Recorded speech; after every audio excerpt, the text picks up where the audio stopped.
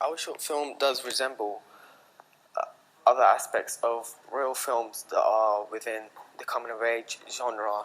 For example, Street Dreams, very similar to it. It has a similar storyline. Um, our film does follow the conventions of coming of age. For example, at the beginning we see Harry Donnelly going into the school, and it's very gloomy and it's very grey, and that does fall into the convention because it does focus on troubled teens and how they do grow up. Also, Harry Donnelly is getting bullied by other people, and that also does come into the convention. It shows that what struggle he's going through. It tells the audience that he's not very happy right now, he's struggling. He wants to get out of this and he wants to find somewhere else that is safe.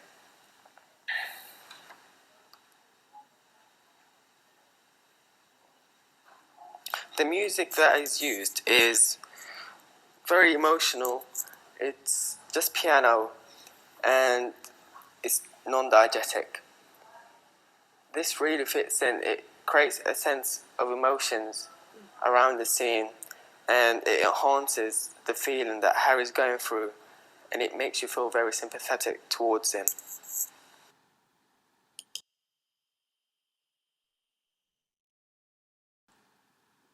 In the third scene, we see Harry Donnelly being told off by a teacher, which was not nice.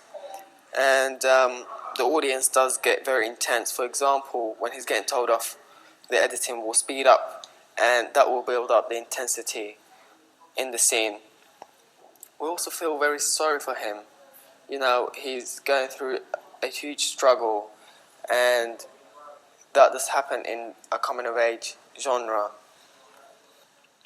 The camera work in this scene is very clever as we see different angles to portray different powers in the scene, and Harry Donnelly is very powerless through the use of camera work used in this scene. There are also close-ups of Harry Donnelly's hand when he's nervous. We can see him just tapping and fiddling with his clothes, which shows how nervous he is when he's getting told off. It also shows how scared he is from this teacher, and he does not want to be there. We wanted to get this message across to the audience that you don't have to feel unhappy in school. You can always try your best, but if your best is not good enough, then there's nothing else that you can do.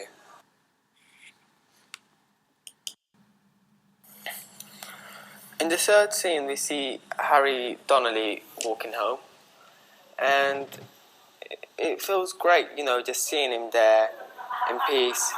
There's no one to disturb him. He's just walking, and we get close-ups of Harry's face. The close-ups do show us that he doesn't feel happy. He's not happy at all. And there's also a big long shot.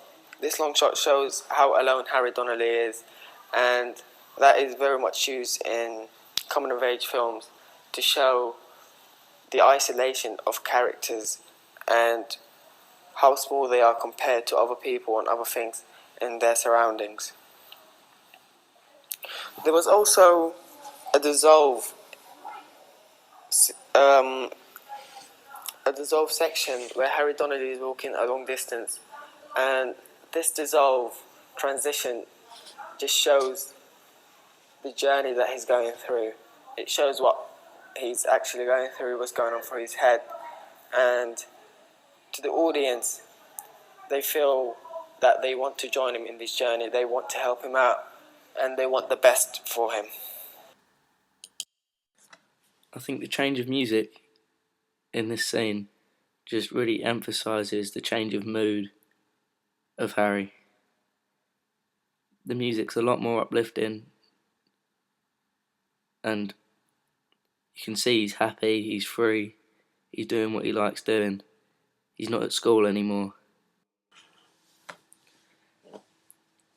The scene where Harry's skating at Mile End, at the skate park, is extremely different to the first few scenes that you see in the short film.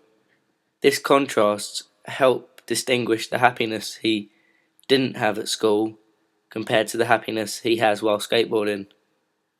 Everything changes. The music, the lighting, the scenery, this all impacts on his mood change. This just helps the audience to realise how much skateboarding means to him and how much it means being happy.